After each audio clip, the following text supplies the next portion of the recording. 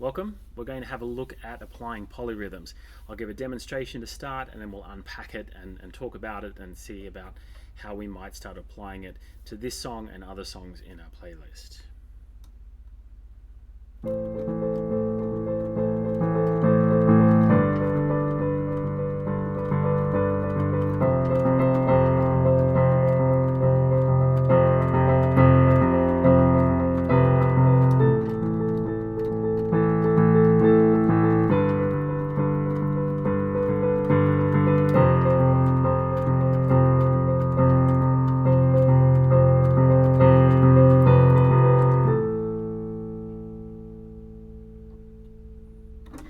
So what are polyrhythms? In a prior video, we talked about the introduction of polyrhythms, and we learned our first polyrhythm of 2 to 3. So if you haven't done that yet and you're looking to apply the knowledge in this video, recommend going back. And really the two pieces of material that you need to make most use of this video is have Ode to Simplicity in your hands, a song from our playlist, from the program, and the polyrhythm 2 to 3.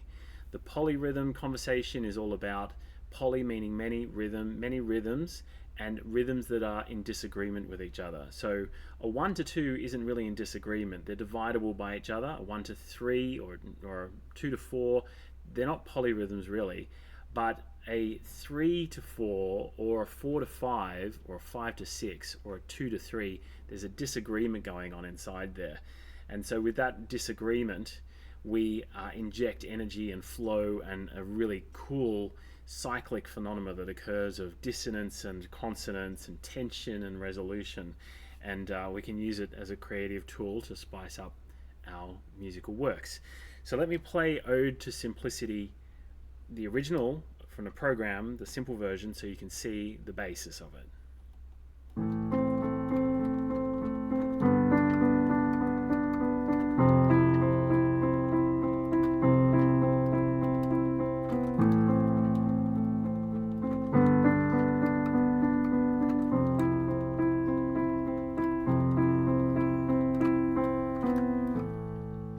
So that's our base template, Ode to Simplicity.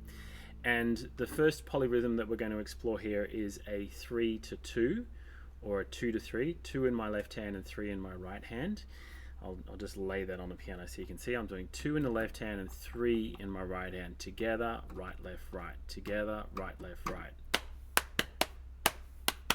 Not difficult. Nice cup of tea. Not difficult. Nice cup of tea. We can use words to help us learn the rhythm. Again, if you don't know this rhythm, there's a video there to help you learn that. And so what I did was I took the one technique for applying polyrhythms is to block first. So in the Ode to Simplicity, we're pairing those two notes against this position, and then these two notes against this position, and then these two notes against that position, and we're rocking those pairs.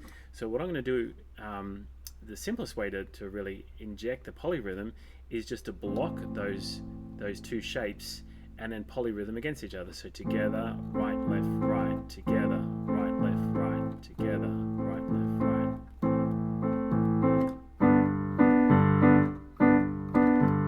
Not difficult, not difficult, not difficult, not difficult.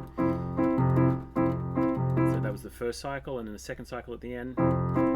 2, 3, 4. So I chose how to actually make that transition by doing that note. I could have done that, or I could have just done that note by itself. Not difficult, not difficult, not difficult.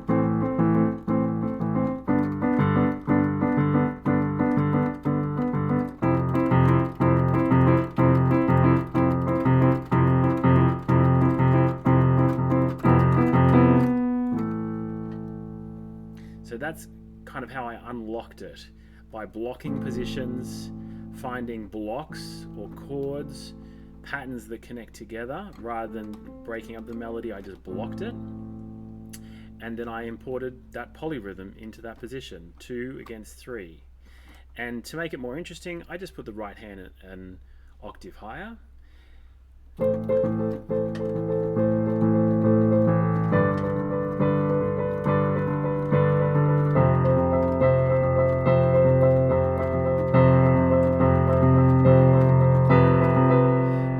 the second cycle, we repeat to do this whole thing twice.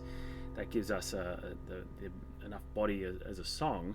The second time I did it, I actually didn't do the pairs. I just did the bottom note of each pair, which is just those positions. That's the pair, that's the pair, that's the pair. So I just did the bottom note of each of those positions. And that just gave me a bit of difference. Sometimes taking out is powerful. And we can kind of think about this as contacting a style called minimalism. We can inject polyrhythms and make it into many different genres, but minimalism, say Philip Glass's material, is filled with polyrhythms, and the simplicity of the notes and the harmonics and the added polyrhythm really give it a sense of beauty and majesty and movement inside of relative simplicity or minimalism, right? So the second time, I'll just cycle through now. Single notes.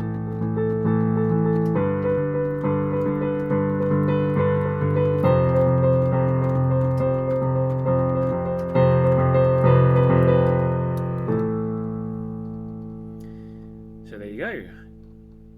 The 2/3 polyrhythm applied into Ode to Simplicity. Enjoy.